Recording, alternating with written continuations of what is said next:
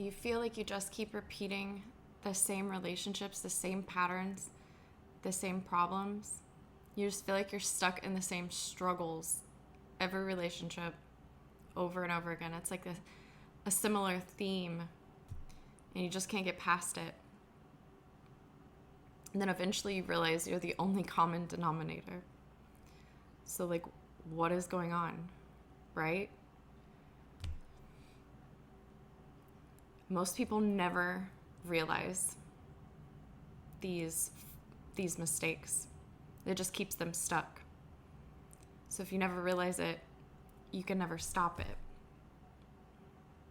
This one will cause you trouble before the relationship even gets a fair chance.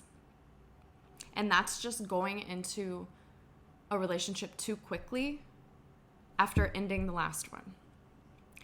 I'm guilty of this. I'm sure most of you watching are.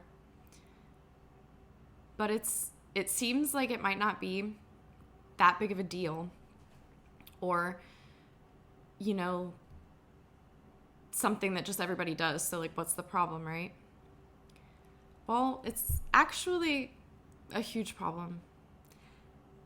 Unless you just didn't care about the last relationship at all. If you cared about that person at all, you have to admit, right? It's gonna take some time to get over.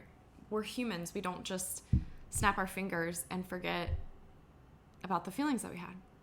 So if we don't honor ourselves and give ourselves the time that we need to heal and to just kind of focus on ourselves after a breakup, and we just jump into another relationship, we're bringing all of that baggage, pain, trauma, whatever, from the previous relationship into the new one.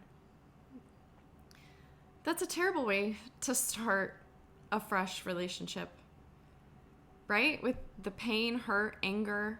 It might not seem like you have that at first because you have the butterflies and you're all happy because you have somebody else, but you're kind of masking the past relationship. You're just kind of running to something new to distract yourself or to just get over the pain, right? To forget.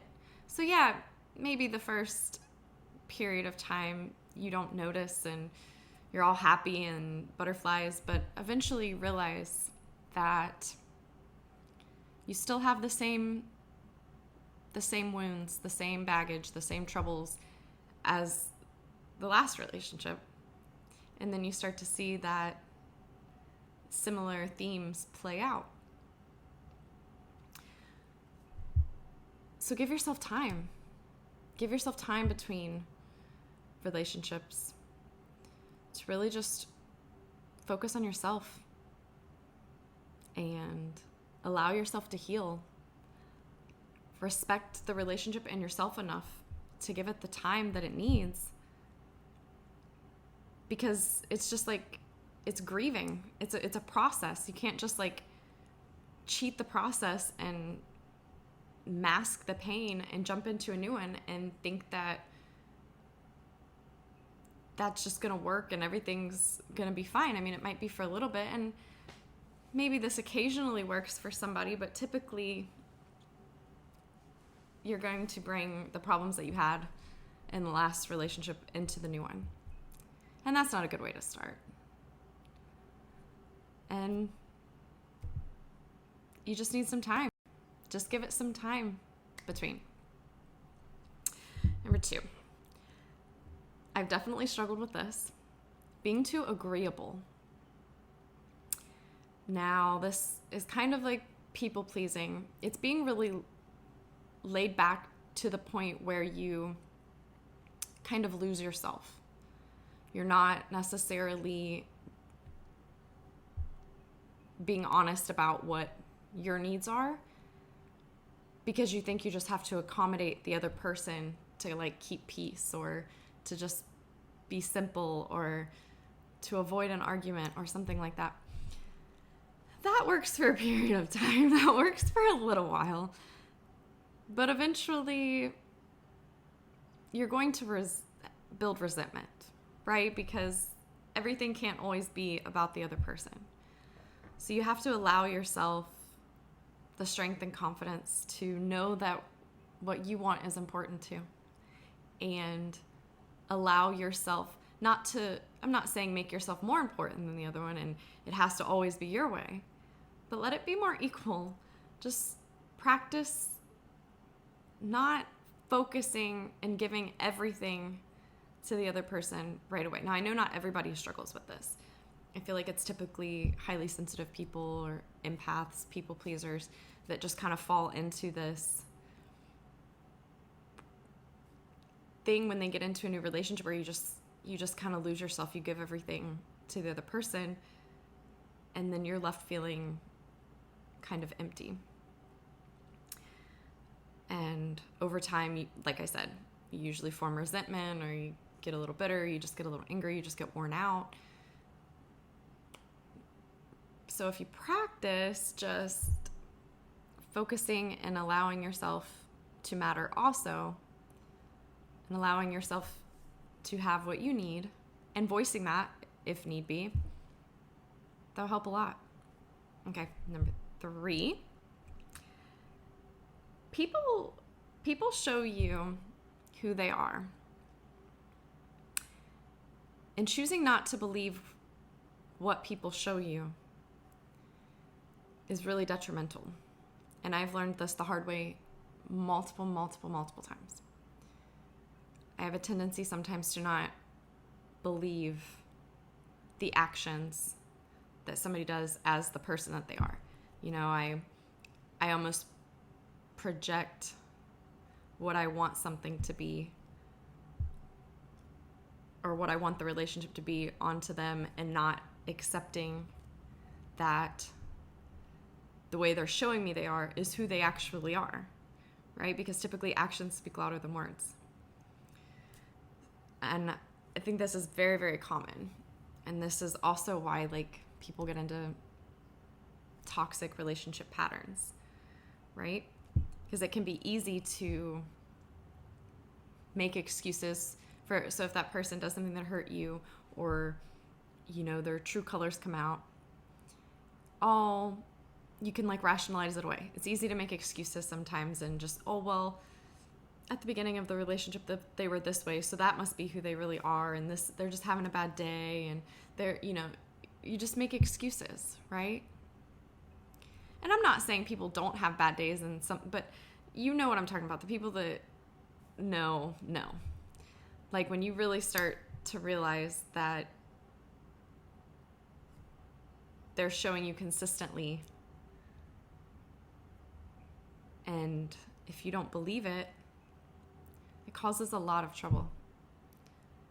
And this also goes the other way. If they're showing you that they're being, honest, and they're treating you great, and there's empathy, and there's respect, and there's good communication, and everything's good, then also don't allow your past traumas to ruin that either. I mean, believe what you're seeing until you're proven otherwise.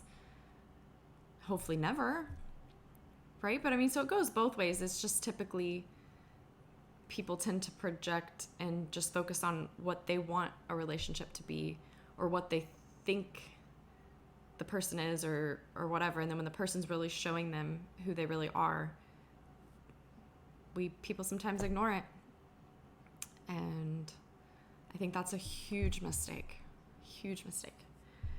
Okay, number 4, also very important. Going into a relationship and not truly knowing yourself well enough. It's also a big relationship mistake. If you don't know yourself well enough to know your own triggers, your own needs, your own values, your own morals, beliefs, just how you communicate, in everything. If you don't know everything about yourself well enough to go into and share a life with somebody else, it's very, very difficult for that person to know either, right? Because if you don't know, then you can't communicate it, and there's just a conflict usually. It might not be right away, but over time, you'll realize possibly values don't line up, beliefs don't line up, or you feel like you eventually realize you're not being your authentic self and you're not truly comfortable. in this relationship, right? And maybe that was because you ignored some of the things that you needed before, or you weren't truly aware of them because you hadn't done the work on yourself to truly know what you really need. And that this also makes it very easy to blame the other person too. If you're not aware of yourself enough, you might blame everything on them and not able to take accountability for yourself because you don't even see what you're doing because you're just too unaware. You're just too unaware of the fact that you have flaws also, or you have triggers also, and that is stuff that you have to heal because they might be subconsciously making you react in ways that you don't realize, which are then leading to an argument. I mean, this goes both ways, obviously. I'm not saying it's all you, but I'm just saying, or it's not, all one person. But sometimes if we just don't know ourselves well enough, we blame, we ignore, we don't want to take accountability. And that makes it really difficult for the other person. Not only painful for us because we can't really be authentic because we possibly shown a different side of ourselves at the beginning because we were people pleasing like the other. And now we also don't know ourselves well enough to really know how much we value something. And now we've lost that. And it's very important to be able to be yourself and be authentic in a relationship and know your communication style. Know your triggers, know your wounds, and know what you are willing to tolerate and which you're not, and what you truly want also in a relationship, so that when you see, or if you see any red flags, you'll know right away, hey, I'm really not okay with this. And then you go from there, versus not really knowing and then being able to just make excuses and project and ignore. And then over time, that pain builds up until you just explode and you have nothing left. That's not good for either of you. That's not good for a relationship. That's not good for your emotional or mental health. So definitely 4 huge relationship mistakes that are very common, that most people never wake up to, and unfortunately just get stuck in this cycle over and over again throughout their whole life.